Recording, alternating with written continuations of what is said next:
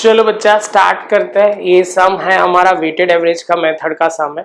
तो यहाँ पे बच्चा आपको पहले कंसेप्ट क्लियर होना चाहिए वेटेड एवरेज क्या होता है। तो वेटेड एवरेज जब प्रॉफिट कांस्टेंट बढ़ रहा होगा या कांस्टेंट कम हो रहा होगा तब मेथड यूज करते हैं। फर्स्ट ऑफ ऑल बच्चा मुझे आपको इसमें एक फॉर्मेट छोटा सा दिखा देना चाहिए जिससे आपको क्लैरिटी आ जाए। तो यहाँ पे पहला जो है हाँ वेटेड एवरेज प्रॉफिट का ही है। तो यहाँ पे सबसे पहले क्या करना होता है, ईयर दिया होता है, प्रॉफिट दिया होता है, वेट हमें असाइन करना होता है 1 2 3 4 5 जैसे जितने साल है उतना वेट हमें असाइन करना है। इसके साथ हमें मल्टीप्लाई करना होता है, यहाँ पे ये मल्टीप्लाई करना होता है। मल्टीप्लाई करके ये कैलकुलेशन जो आएगा वो आंसर हमारा प्रोडक्ट जो आएगा उसको वेटेड प्रॉफिट बोला जाता है।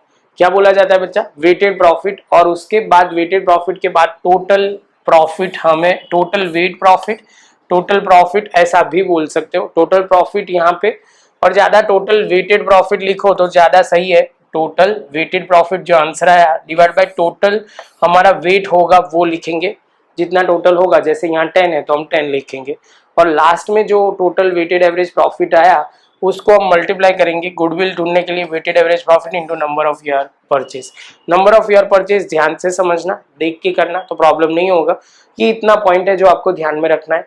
अब सीधा शुरू करते हैं, सम तो आपको क्लियर हो जाएगा। तो यहाँ पे सम में क्या दिया हुआ है, तो चलो बच्चा आप सम स्टार्ट करते हैं तो ज्यादा समझ में आएगा। तो यहाँ पे क्या दिया हुआ है, from the following information find out the weighted average profit.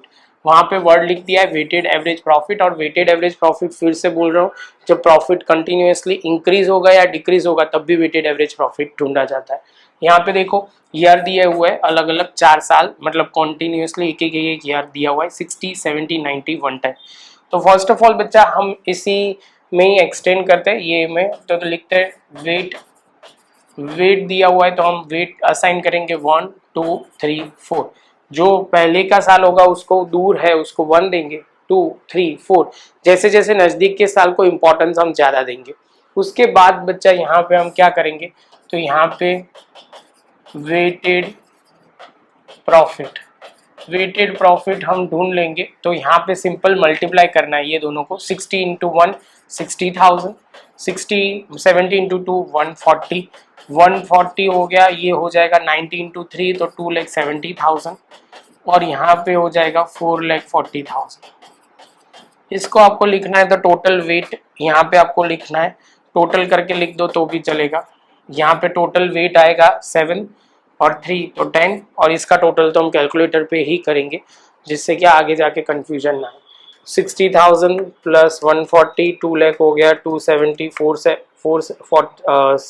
470 हो जाएगा, 440 वापिस ऐड करेंगे तो 9,10,000 आ जाएगा।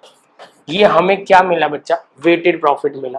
तो हमें जो चाहिए वो अल्टीमेटली कौन सा चाहिए, weighted average profit, weighted average profit. तो यहाँ पे वेटेड एवरेज प्रॉफिट बच्चा ये ध्यान में रखना, मैं शॉर्ट में लिख रहा हूँ आप मत लिखना, ये आदत डालनी नहीं है आपको। तो यहाँ पे हम लिखेंगे total weighted profit upon total weight. तो यहाँ पे सबसे पहले लिखेंगे 9,10,000 डिवाइड बाय 10 करोगे तो 91,000 हमारा आ जाएगा वेटेड एवरेज प्रॉफिट। है बहुत सिंपल बच्चा, जो ध्यान में रखना है वो है बस थोड़ा प्रैक्टिस और थोड़ा ध्यान से करोगे तो क्लियर हो जाएगा। मिलते हैं बच्चा नेक्स्ट लेक्चर में नए सम के साथ। सर थोड़े साइड में हट जाते हैं, आप प्रॉपर पहले लिख लो।